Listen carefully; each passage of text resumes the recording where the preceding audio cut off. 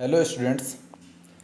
आज के इस वीडियो में चैप्टर 7 के second part advance HTML programming के और जो बचे हेडिंग्स हैं उनको पढ़ेंगे। एडवांस HTML प्रोग्रामिंग के फर्स्ट पार्ट में हमने टेबल टैग और टेबल टैग के साथ टेबल में बॉर्डर एट्रीब्यूट का प्रयोग करना, टेबल में नए सेल को ऐड करना, टेबल में नई रो जोड़ना, ये सब पढ़ा। आज हम इस सेकंड पार्ट में टेबल में स्पेस देना, रो स्पैन, कॉल स्पैन और हाइपर लिंकिंग को पढ़ेंगे। तो शुरुआत करते हैं इस वीडियो की क्लास 12th के इस चैप्टर 7 एडवांस HTML प्रोग्रामिंग के सेकंड पार्ट में। इसमें हम सबसे पहले हेडिंग को जानेंगे जिसका नाम है adding space to a table, अर्थात टेबल में रिक्त स्थान जोड़ना या टेबल में स्पेस को ऐड करना। टेबल के चारों ओर स्पेस और सेल के अंदर स्पेस देने के लिए दो एट्रीब्यूट टैग निम्न हैं, अर्थात टेबल के चारों ओर स्पेस देना है और सेल के अंदर स्पेस देना है। दो प्रकार के हैं, टेबल के चारों ओर स्पेस और सेल के अंदर स्पेस। तो इसके लिए सेल स्पेसिंग और सेल पैडिंग ये दो एट्रीब्यूट टैग यूज़ किए जाते हैं। सेल स्पेसिंग टेबल के चारों ओर स्पेस देने के लिए और सेल पैडिंग सेल के अंदर स्पेस देने के लिए प्रयोग किया जाता है। इसे सिंटैक्स अर्थात प्रोग्राम में कैसे यूज़ करेंगे, कहाँ पर लिखेंगे, इसे देखेंगे। सेल स्पेसिंग और सेल पैडिंग को जिस प्रकार बॉर्डर एट्रीब्यूट को टेबल टैग के साथ देते हैं, उसी प्रकार सेल स्पेसिंग और सेल पैडिंग को टेबल टैग के साथ ही देंगे, उसी के साथ ही प्रयोग करेंगे। लाइक दिस, टेबल बॉर्डर, उसकी साइज़ दी, इसके बाद सेल स्पेसिंग दे सकते हैं या सेल पैडिंग, या दोनों को एक साथ भी दे सकते हैं। अब इनकी प्रोग्राम को बना करके समझेंगे और देखेंगे इसके आउटपुट में कि सेल स्पेसिंग का यूज़ कैसा दिखा रहा है और सेल पैडिंग का यूज़ कैसा दिखा रहा है। तो चलते हैं इसके प्रोग्राम में। यूजिंग सेल स्पेसिंग अर्थात सेल के चारों ओर स्पेस देने के लिए, तो सबसे पहले HTML tag, head tag, title tag. Title में हमने दिया using cell spacing, title tag को क्लोज कर दिया, हेड टैग क्लोज कर दिया और बॉडी टैग को ओपन किया। इसके बाद टेबल का बॉर्डर दिया और उसकी साइज़ दे दिया। इसके बाद सेल स्पेसिंग एट्रीब्यूट का प्रयोग किया और उसकी भी साइज़ दे दिया, अर्थात 20 पिक्सल का गैप ये दिखाएगा। अब हम साधारण सी एक टेबल क्रिएट कर रहे हैं 2 बाई 2 की, अर्थात 2 कॉलम और 2 रो की। तो जैसा कि पता है कि जितने भी सेल ऐड करेंगे वो कॉलम में ऐड होते चले जाएंगे, हमें रो को चेंज करना होगा। तो रो चेंज करने के लिए हमने टैग पढ़ा है इस चैप्टर के फर्स्ट पार्ट वाले वीडियो में, TR टैग और TD टैग सेल ऐड करने के लिए। तो हम TD टैग का प्रयोग करेंगे। उसमें एक पहले सेल में नाम दिया ऋषि, TD टैग को क्लोज कर दिया। सेकेंड सेल में दिया हर्ष, इस TD टैग को भी क्लोज कर दिया और टेबल रो अर्थात TR टैग का यूज़ किया। ये TR टैग एक टेबल में एक नई रो को ऐड कर देगा। इसके बाद फिर से हमने TD टैग का यूज़ किया और उसमें हमने नाम दिया प्रमोद, TD टैग को क्लोज कर दिया। अगेन फिर से चौथा सेल हमने क्रिएट किया जिसका नाम दिया उस सेल में सुरेश और इस सेल को भी क्लोज कर दिया, अर्थात TD टैग को क्लोज कर दिया। इसके बाद TR टैग क्लोज कर देंगे और फिर table tag close, body tag close और सबसे लास्ट में HTML टैग को भी क्लोज कर देंगे। अब क्या करेंगे, अब हम इस प्रोग्राम को सेव कर देंगे। अगर नोटपैड में, जैसा कि हम नोटपैड में बनाएंगे, तो नोटपैड में इस प्रोग्राम को सेव कर देंगे और .html लगा करके फाइल के लास्ट में .html लगाएंगे और जहाँ पर भी हमें सेव करना है वहाँ पर भी हम सेव कर देंगे। और इसके बाद इसे इंटरनेट के वेब ब्राउज़र पर इसके आउटपुट को ओपन कर लेंगे। आउटपुट देखते हैं यूजिंग सेल स्पेसिंग का। ये देखिए, सेल के चारों ओर स्पेस देना, सेल स्पेसिंग का यूज़ यहाँ पे दिखा रहा है कि सेल के चारों ओर स्पेस देने के लिए सेल स्पेसिंग एट्रीब्यूट का प्रयोग करते हैं, अर्थात टेबल्स के बॉर्डर और सेल के बीच की दूरी अर्थात गैप यहाँ पर दिखा रहा है। साथ ही साथ दो सेल के बीच की दूरी को भी यह इंगित कर रहा है। तो ये था सेल स्पेसिंग एट्रीब्यूट का प्रयोग। अब आगे चलते हैं सेल पैडिंग। इसके लिए भी कोडिंग है। HTML tag, head tag, title में हमने दिया using cell padding, title tag को क्लोज कर दिया, head tag close, body tag open, table border, border की साइज़ दे दी, सेल पैडिंग का प्रयोग किया और उसकी भी साइज़ दे दी। अब ये सेल पैडिंग का यूज़ क्या बताया मैंने, सेल के अंदर गैप देने के लिए। जी हाँ, सेल के अंदर गैप देने के लिए सेल पैडिंग एट्रीब्यूट का प्रयोग करेंगे। इसके बाद वही 2x2 की टेबल अर्थात 2 रो और 2 कॉलम की।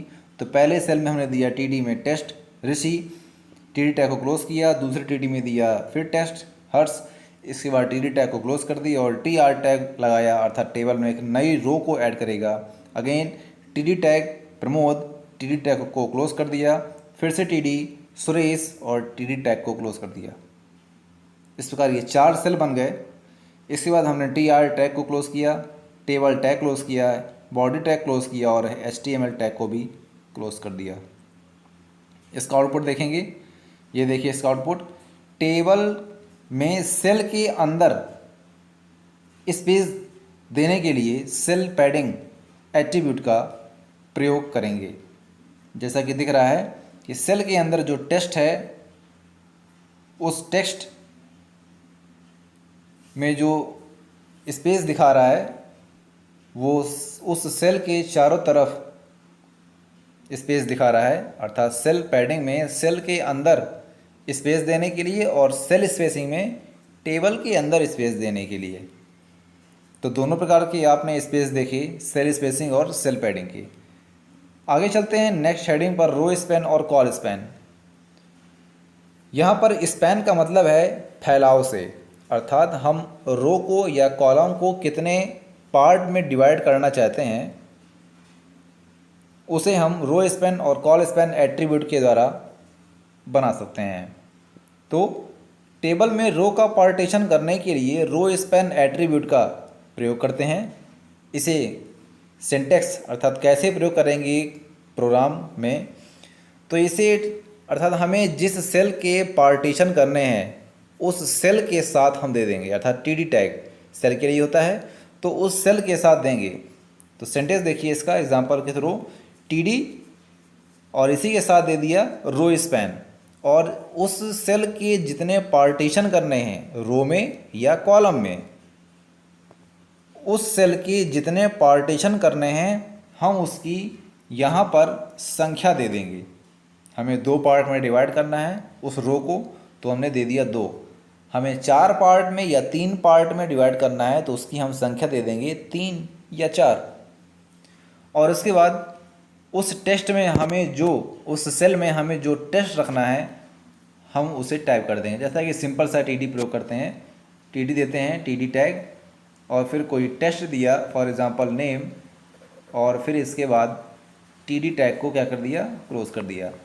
अब हमने यहाँ पर क्या किया है कि इस नेम वाले कॉलम को 2 पार्ट में डिवाइड कर दिया है। इस प्रकार इस मोबाइल नंबर वाले कॉलम रो को हमने क्या कर दिया है, 2 पार्ट में डिवाइड कर दिया है। इसी प्रकार आगे दूसरा कॉल स्पैन है। तो टेबल इसी प्रकार कॉलम का पार्टीशन करने के लिए, अर्थात टेबल में कॉलम का पार्टीशन करने के लिए कॉल स्पैन एट्रीब्यूट का प्रयोग करते हैं। इसका सिंटैक्स देखेंगे, TD टैग और TD के साथ ही कॉल स्पैन एट्रीब्यूट का प्रयोग किया और कॉल स्पैन के साथ जितने पार्ट में उस कॉलम को डिवाइड करना है उसकी वहाँ पर संख्या दे दी, और इसके बाद उस कॉलम के सेल में जो हमें लिखना है उसे लिख दिया। फॉर एग्जांपल मोबाइल नंबर वाले कॉलम को 2 पार्ट में डिवाइड करना है तो, और इसके बाद हमने TD टैग को क्लोज कर दिया। हम इसे कोडिंग के द्वारा समझेंगे रो स्पैन और कॉल स्पैन को। यूजिंग कॉल स्पैन एट्रीब्यूट अर्थात कॉलम के पार्टीशन करने के लिए HTML हेड टैग, टाइटल में हमने दिया using call span, title tag को क्लोज कर दिया, हेड टैग क्लोज, और इसके बाद बॉडी टैग ओपन। इसके बाद हमने टेबल टैग का प्रयोग किया और साथ में बॉर्डर एट्रीब्यूट दिया। मैं इससे प्रैक्टिकली बता दूं कि इतना इतना देने के बाद आएगा क्या। हमने इतना दिया टेबल बॉर्डर, इस बात क्या आएगा, आउटपुट में हमें एक टेबल का बॉर्डर दिख जाएगा, केवल बॉर्डर दिखेगा।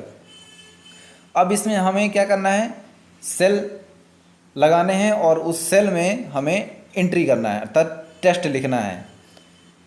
अब इसका क्या करेंगे, अब हम टी एच टैग, जैसा कि हमने पढ़ा, T H tag table heading, अर्थात जिस प्रकार T H tag table heading को दिखाता है, सेम ये टी डी टैग जैसा होता है। अर्थात अगर हमें नया सेल ऐड करना है तो टी डी टैग प्रयोग करते हैं, तो नया सेल हम टी एच टैग के द्वारा भी ऐड कर सकते हैं। फ़र्क सिर्फ इतना है कि टी डी टैग के साथ लिखा गया टेक्स्ट सामान्य कैरेक्टर, सामान्य अक्षर जैसा होता है, और टी एच टैग के द्वारा लिखा गया टेक्स्ट हेडिंग के रूप में दिखाता है। अंतर सिर्फ इतना है, बस हो गया। तो टी एच टैग में हमने दिया, टी एच टैग के साथ कॉल स्पैन, अर्थात इस सेल के हमें दो पार्ट करने हैं। किस सेल के, ये रहा, ये जो सेल बन गया हमारा पहला, इसमें हमने क्या दिया, इसमें हम देंगे नेम। इस सेल के नीचे दो पार्ट हो जाएंगे, ये कॉलम का प्रयोग कर रहे हैं कॉल स्पैन। कॉल स्पैन अर्थात इस सेल के कॉलम में दो पार्ट नीचे हो जाएंगे। एक हमने एक नया सेल और दिया, उसी के ठीक बगल में टी एच मोबाइल नाम का, अर्थात मोबाइल नंबर। इस बार टी एच टैग को क्लोज कर दिया और टी आर टैग को ओपन किया। ये यहाँ पर टी आर टैग ओपन किया, अर्थात इसका मतलब अब जो भी सेल होगा वो नई लाइन से आएगा। फिर इसके बाद हमने टी डी टैग दिया, अर्थात एक नया सेल, ये सेल कहाँ पर आएगा, ठीक इसके नीचे। फिर एक टी डी टैग दिया, अर्थात नाम, नेम के हमने दो पार्ट किए, फर्स्ट नेम और लास्ट नेम। तो फर्स्ट नेम में हमने दे दिया अभिनव, और सेकेंड वाले सेल में दे दिया हमने सिंह, अभिनव सिंह। दूसरा सेल आ गया। इसके बाद एक सेल और देंगे, कहाँ पर आएगा, थर्ड नंबर पे, ये देखिए मोबाइल नंबर पे, मोबाइल नंबर के नीचे आ जाएगा। इस प्रकार की टेबल जो बनेगी वह है कॉल स्पैन, अर्थात एक कॉलम के दो पार्ट। यहाँ पर आपको दिख रहा है, ये पहला कॉलम है और ये दूसरा कॉलम, ठीक। तो पहले वाले कॉलम के हमने कितने पार्ट किए, दो पार्ट, एक पार्ट ये और एक पार्ट ये, और दूसरा वाला जो कॉलम है इसके एक ही पार्ट है। क्लियर। तो दो कॉलम और दो रो हैं, पर पहले वाले कॉलम के कितने पार्ट हैं नीचे, तीन पार्ट, दो पार्ट हैं। अर्थात एक तरह से सबसे सेकेंड वाले रो में, इस रो में कितने कॉलम हैं, तीन, एक दो और ये तीन। और फर्स्ट रो में कितने कॉलम हैं, दो, एक और ये दो। क्लियर। कॉल स्पैन अर्थात कॉलम का पार्टीशन करने के लिए। अब इसके बाद कोडिंग में देखिए, इस टी डी टैग क्लोज करने के बाद टी आर टैग क्लोज हो जाएगा। इसके बाद table tag close, body tag close और H T M L tag close. इसका आउटपुट देखेंगे तो ये रहा इसका आउटपुट, सेम ऐसे दिखाएगा। नेम को हेडिंग के रूप में दिखाया है तो नेम हेडिंग के रूप में आएगा। इसके बाद मोबाइल नंबर को भी हेडिंग के रूप में दिखाया गया है, मोबाइल टेक्स्ट को ये भी हेडिंग के रूप में आएगा। और नेम वाले कॉलम को हमने दो पार्ट में डिवाइड किया है, फर्स्ट नेम और लास्ट नेम। अर्थात मैंने दिया अभिनव, फिर दिया सिंह और फिर दिया मोबाइल नंबर। तो ये था कॉल स्पैन एट्रीब्यूट। अब चलते हैं रो स्पैन एट्रीब्यूट पर। इसकी भी कोडिंग देखिए। सबसे पहले HTML टैग, फिर हेड टैग, इसके बाद टाइटल टैग। टाइटल में हमने दिया using rowspan, title tag को क्लोज कर दिया। इसके बाद हेड टैग को भी क्लोज कर दिया, बॉडी टैग को ओपन किया, और इसके बाद क्या करेंगे, टेबल टैग का प्रयोग करेंगे और बॉर्डर एट्रीब्यूट देंगे, और उसी साइज दे दी है बॉर्डर की। तो क्या जाएगा, टेबल का बॉर्डर दिखाई देने लग जाएगा इतने में ही। इसके बाद हमने एक सेल दिया, उस सेल को हेडिंग के रूप में दिखाया, अर्थात TH टैग का प्रयोग किया, और हमने उसका नाम दिया, उस सेल में टेक्स्ट दिया हुआ है नेम, और TH टैग अर्थात टेबल हेडिंग को टैग को क्लोज कर दिया। इसके बाद देखिए यहाँ पर आ जाएगा इस तरह का सेल आ जाएगा, उसमें लिखा होगा अंदर नेम हेडिंग के रूप में। इसके बाद टीडी टैग का प्रयोग किया।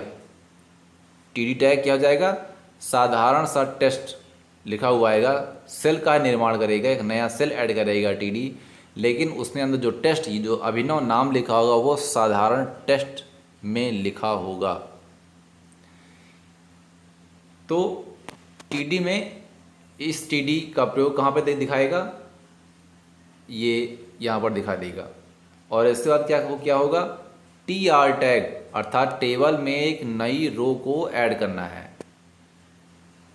तो इसमें क्या आएगा, इसमें आएगा नेम और इसमें आएगा नेम में नाम आ गया अभिनव। अब हम एक नया सेल फिर से लेंगे हेडिंग के रूप में, जिसमें हमने दिया टी एच रो स्पैन, उसके पार्टीशन दे दिए 2 और उस सेल में हमने लिखा मोबाइल और टी एच टैग अर्थात टेबल हेडिंग टैग को क्लोज कर दिया। इस प्रकार दिखाई देगा। ये रहा, एक सेल बन गया। इसको हमने कितने पार्ट में डिवाइड किया, 2 पार्ट में, उसकी संख्या दे देनी है केवल। तो ये वाली रो कितने पार्ट में डिवाइड हो जाएगी, 2 पार्ट में, एक इधर और एक इधर। चलिए देखते हैं इसे। टी एच टैग को क्लोज करने के बाद हमने टी डी टैग को दिया। तो टी डी टैग जैसे ही देंगे कहाँ पर आ जाएगा, वो सेल यहाँ पर आ जाएगा, उसमें मोबाइल नंबर आ जाएगा। टी डी टैग को क्लोज कर देंगे। अब देखिए यहाँ पर क्या है, फिर से हम टी आर टैग को देंगे। ये हमने टी आर टैग पहला वाला क्लोज किया और दूसरा टी आर फिर से हम देंगे, अर्थात टेबल में एक नई रो को ऐड करना है। अर्थात यहाँ से रो तो ख़त्म हो गई ना, टेबल ख़त्म है, एक नई रो को ऐड करना है। तो वो रो कौन सी है, तीसरी रो है। यहाँ पर ये तीसरी रो आ जाएगी। यहाँ पर देखिए पहले कॉलम में कितनी रो हैं, 1 रो और 2 रो। दूसरे कॉलम में कितनी रो हैं, पहली रो, दूसरी रो और तीसरी रो। यहाँ ऐसे बन जाएगी। देखिए टी आर टैग को देने के बाद टी डी टैग और इसमें हमने दिया मोबाइल नंबर दूसरा, अर्थात मोबाइल नंबर के 2 पार्ट हो जाएंगे। इसके बाद लास्ट में टी आर टैग को क्लोज कर देंगे। इसके बाद table tag close, body tag close और लास्ट में HTML टैग क्लोज। इसका आउटपुट देखिए, ये रहा इसका आउटपुट। अब इसमें देखिए नेम किस में है, हेडिंग के रूप में है, तो यहाँ पर नेम हेडिंग के रूप में दिखाई दे रहा है। और उसी नेम के सामने हमने नाम दे दिया है टी डी टैग साधारण टेस्ट, तो उसमें नाम अभिनव नाम दिखाई देने लगा है। इसके बाद क्या किया, टेबल में रो को चेंज करना है, तो टेबल में रो चेंज किया अर्थात टी आर टैग का हमने यूज़ किया। इसके बाद मोबाइल टेस्ट को हेडिंग के रूप में दिखाना है, तो हमने टी एच टैग का प्रयोग किया और इस मोबाइल नंबर वाले सेल को 2 पार्ट में डिवाइड किया। क्लियर, 2 पार्ट में डिवाइड कर देंगे। तो यहाँ पर हमने रो स्पैन की साइज में दे दिया 2, अर्थात रो स्पैन रो को 2 पार्ट में डिवाइड कर देना है। और इस पर दे दिया हमने मोबाइल और टी एच टैग को भी क्लोज कर दिया। इसके बाद इसी रो में एक नया सेल ऐड करना है, ये वाला। क्या देंगे, टी डी टैग और मोबाइल नंबर दे दिया, टी डी टैग को क्लोज कर दिया। अब जैसे ही इतना हम करेंगे तो फिर से हम एक नई रो को ऐड करेंगे। यहाँ पर हमने पुरानी टी आर टैग अर्थात इसे यहाँ पर क्लोज कर दिया और फिर से एक नई रो की शुरुआत की। ये तीसरी रो की, ये वाली, ये जो मैंने कलर किया है, इस रो की शुरुआत कर दी। फिर इसके बाद टी डी टैग दिया हमने, साधारण टेस्ट जैसा है, तो उसमें दिया हमने दूसरा मोबाइल नंबर और टी डी टैग को भी क्लोज कर दिया। और लास्ट में T R tag close, table, body और HTML टैग भी क्लोज। तो ये था रो स्पैन एट्रीब्यूट। आगे चलते हैं नेक्स्ट हेडिंग पर, जिसका नाम है हाइपरलिंकिंग या हाइपरलिंक। अब हाइपरलिंक क्या होता है इसे समझते हैं। हमने इंटरनेट बखूबी चलाया होगा, बहुत चलाया होगा। किसी भी इंफॉर्मेशन को जब हम इंटरनेट पर सर्च करते हैं तो कई सारी लिंक हमारे सामने डिस्प्ले होने लगती है, ब्लू कलर से हाथ की पंजे जैसा निशान बन जाता है। और उस लिंक पर जैसे ही टच करते हैं या क्लिक करते हैं माउस के द्वारा, तो उससे रिलेटेड, उस लिंक में जो इन्फॉर्मेशन सेव है उससे रिलेटेड एक नया पेज या उसी में ही इन्फॉर्मेशन ओपन हो जाती है। उसे कहते हैं लिंक। अर्थात एक पेज से दूसरे पेज में जाने के लिए एक लिंक बना दी गई है। उस लिंक पर जैसे या उस नाम पर जैसे ही क्लिक करेंगे उसी प्रकार हम उस इन्फॉर्मेशन पर या उस पेज पर पहुंच जाएंगे। अब लिंक में इमेज लिंक भी हो सकती है कि इस इमेज को टच करके आप देख सकते हैं कि इस इमेज में और क्या क्या है। इसी प्रकार किसी टेक्स्ट के द्वारा दी गई लिंक है तो उस लिंक पर क्लिक करके हम उसके बारे में जान सकते हैं। तो यहाँ पर हाइपर लिंकिंग समझते हैं। किसी वेब पेज के विकास का मुख्य उद्देश्य अन्य पेजों के साथ लिंक बनाना होता है। अर्थात इंटरनेट पर आप कोई भी पेज ओपन करें या किसी भी प्रकार की इन्फॉर्मेशन इंटरनेट पर आप सर्च करें तो कहीं ना कहीं दूसरे पेज में जाने या किसी और इन्फॉर्मेशन को सर्च करने के लिए कोई ना कोई लिंक ज़रूर मिलेगी। किसी न किसी वेब पेज में आप देख लीजिए, ऐसा इंटरनेट पर कोई पेज नहीं है जिस पर लिंक ना हो किसी भी तरह की, छोटी से छोटी लेकर के बड़ी से बड़ी। तो अन्य पेजों के साथ लिंक बनाना होता है जिसके लिए एक टैग की आवश्यकता होती है। इसे एंकर टैग कहते हैं और इसे ए टैग से प्रदर्शित करते हैं। अर्थात एंकर टैग को किससे प्रदर्शित करते हैं? ए टैग से। हाइपरटेक्स्ट लिंक का प्रयोग एक पेज से दूसरे पेज या किसी निश्चित स्थान पर जाने के अलावा कई अन्य जगहों पर लिंक बनाने के लिए भी किया जाता है। अतः एक वेब पेज से दूसरे संबंधित वेब पेज पर जाने के लिए लिंक ही एकमात्र उपाय है। मैं इसका सीधा सा एग्जांपल बता दूं। आपके पास मान लीजिए एक बुक है, कोई सी भी बुक, उस बुक पर आप देखे होंगे एक इंडेक्स सूची बनी होती है और उस इंडेक्स में आपको सभी चैप्टर के नाम दिए होते हैं। उसी प्रकार इंटरनेट का पेज होता है। जिस प्रकार हम किसी भी इंफॉर्मेशन को सर्च करते हैं तो अगर हम उस इंडेक्स सूची में, बुक की उस इंडेक्स सूची में अगर वो उसी प्रकार इंटरनेट पर ओपन हो, अगर हमें चैप्टर 7 ओपन करना है या चैप्टर 5 ओपन करना है तो डायरेक्ट हम चैप्टर 5 वाले लिंक पर क्लिक कर दें तो सीधे हमारे पास क्या खुल जाएगा? सीधे चैप्टर 5 खुल जाएगा, ना कि 1 2 3 4 खुलेगा। डायरेक्ट चैप्टर 5 खुल जाएगा। हम उसे मैंने एक प्रैक्टिकली बताया। बुक में जो इंडेक्स सूची दी होती है वो ये दिखाती है कि ये चैप्टर किस पेज नंबर से किस पेज नंबर तक दिया हुआ है। तो अगर यही चीज़ सेम इंटरनेट पर दिखाई दे, कई सारी लिंक आ जाएं, ये चैप्टर इस चैप्टर की, हमें अगर चैप्टर 12 पढ़ना है तो हमने चैप्टर 12 पे क्लिक कर दिया, चैप्टर 12 हमारे सामने ओपन हो गया। ये है लिंक। आगे चलते हैं। इसी में लिंक दो भागों से मिल करके बना होता है। इसका पहला भाग वेब पेज पर दिखाई देता है, इसे एंकर कहा जाता है, और दूसरा भाग ब्राउज़र को बताता है कि उसे कहाँ लिंक करना है। ठीक है, पहला जो भाग है वह वेब पेज पर दिखाई देगा और दूसरा भाग इंटरनेट वेब ब्राउज़र को यह बताता है कि उस इंफॉर्मेशन को कहाँ पर लिंक करना है। इसे हम कैसे प्रयोग करेंगे, इस सिंटैक्स से समझते हैं। एंकर टैग प्रयोग करेंगे, ए टैग, और इस टैग के साथ href एट्रीब्यूट है ये।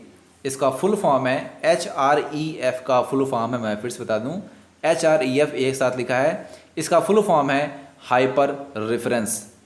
h का मतलब है हाइपर और ref का मतलब है रेफरेंस। हाइपर रेफरेंस में हम उस नोटपैड की फाइल का नाम दे देंगे, अर्थात फाइल नेम दे देंगे कि किस नोटपैड की फाइल का हम आउटपुट दिखाना चाहते हैं। मैं इसे अभी प्रोग्राम बना के दिखाऊंगा और इसके बाद देने के बाद हम एक टाइटल देंगे कि हमें एक लिंक नेम बनाना होगा कि इस लिंक पर हम क्लिक करें या इस नाम पर क्लिक करें तो ये चीज़ खुल जाए। और लिंक के नाम देने के बाद एंकर टैग है उसे क्लोज कर देंगे। चलिए हम एक सैम्पल प्रोग्राम लेते हैं और विद आउटपुट के साथ। ये हमने नोटपैड में एक प्रोग्राम बनाया, आप देख रहे हैं। इसमें सबसे पहले HTML tag, head tag, title में हमने दिया वेब पेज, हेड टैग को क्लोज कर दिया, बॉडी टैग दे दिया।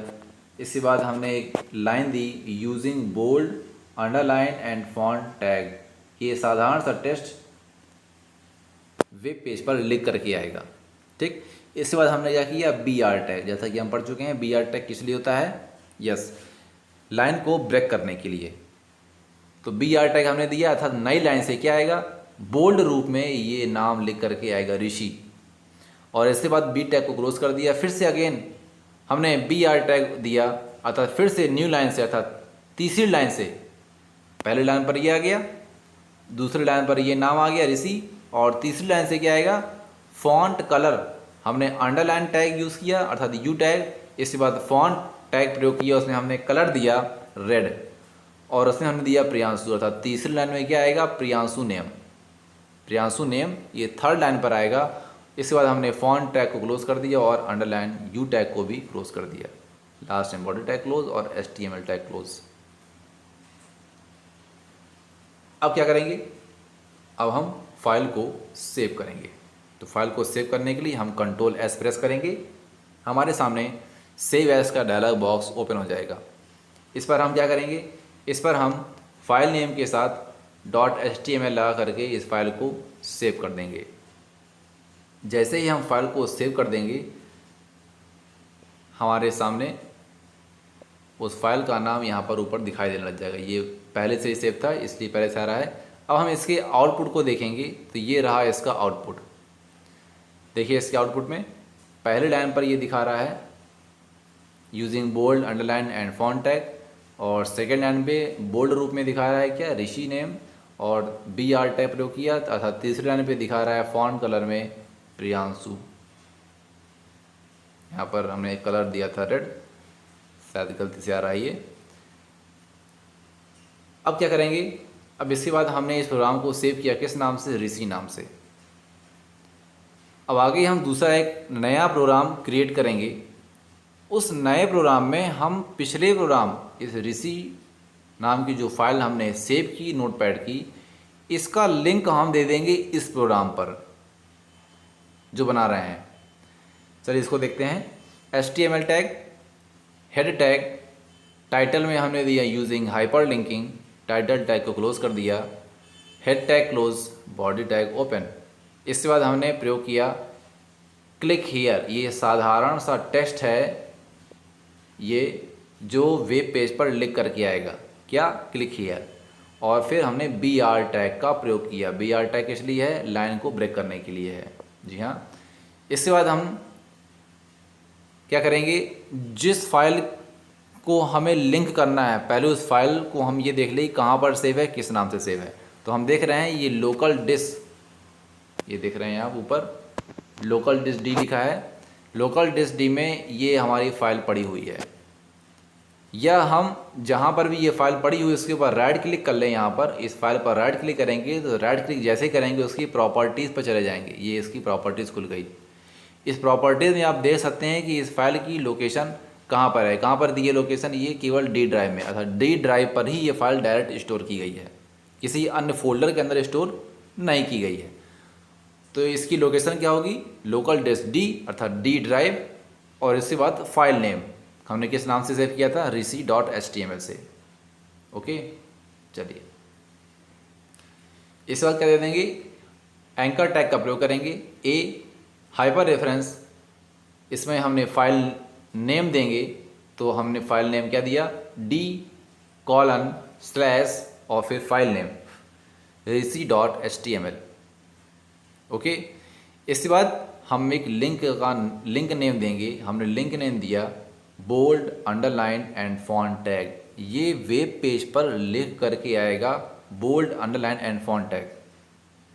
पहले क्या लिख करके आएगा, पहले लिख करके आएगा क्लिक हियर, नई लाइन से फिर लिख करके आएगा क्या, bold underline and font tag. Blue colour से आएगा, हाथ के पंजे जैसा निशान बन जाएगा इसके ऊपर जैसे ले जाएंगे, और ये लिंक टाइप में दिखाई देने लगेगी। इस पर हम जैसे ही क्लिक करेंगे तो इस फाइल में ऋषि.html की फाइल में जो भी हमने आउटपुट देखा वो इस पर क्लिक करने के बाद दिखाई देगा। चलिए इसके बाद एंकर टैग ए को क्लोज कर देंगे, बॉडी टैग क्लोज और HTML टैग क्लोज। इसका आउटपुट देखते हैं। आउटपुट देखने से पहले इस प्रोग्राम को हम सेव कर देंगे। हमने इसको सेव किया computer.html से, सेव कर दिया। सेव करने के बाद हम वेब ब्राउज़र पर जाएंगे और इसी कंप्यूटर वाली फ़ाइल को जिस नाम से हमने सेव किया है computer.html, इस फाइल को हम इंटरनेट के वेब ब्राउज़र पर ओपन कर लेंगे। ये ओपन हो गई, देखिए computer.html वाली फ़ाइल। जैसे ही इस लिंक पर, ये देखिए फिर से, जैसे ही हम इस पर क्लिक करेंगे ये लिंक रूप में आ जाएगी। अभी जो हमने प्रोग्राम बनाया जिस पर एंकर टैग दिया था, ये उसी का आउटपुट है। पहली लाइन पे क्या दिया है, क्लिक हियर, और सेकेंड लाइन BR टैग का हमने प्रयोग किया था, एंकर टैग दिया था, और ये लिंक का नाम हमने दिया। इस लिंक पर जैसे ही हम क्लिक करेंगे, देखिए क्या आएगा। जैसे ही क्लिक करेंगे हमारे सामने एक नए वेब पेज में या उसी वेब पेज में उस प्रोग्राम का आउटपुट आ जाएगा जिस प्रोग्राम की हमने यहाँ पर लिंक दी थी।